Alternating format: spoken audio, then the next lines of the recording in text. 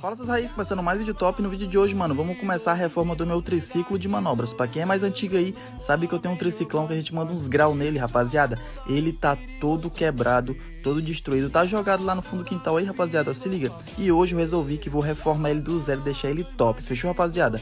Eu já comecei a botar ele pra frente, pra lavar, tirar o barro, tá cheio de barro, certo, rapaziada? Tá pegando chuva e sol, tá bom? Eu já comecei a desmontar, tirei guidão, tirei sela, tirei a corrente zona, a corrente de moto.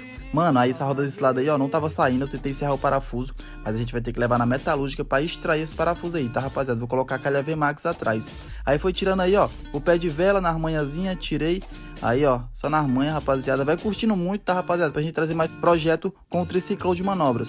Aí desmontei ele todinho, certo, rapaziada? Essa parte aí quebrou de tanta gente arrastar a traseira dele. Fechou, tropa? Vamos ter que levar lá pra tirar esse parafuso aí. E essa cor que eu tenho roxo e vermelho metálico. Deixa nos comentários qual a cor que a gente vai pintar ele, tá bom, rapaziada? Curte muito mais vídeo.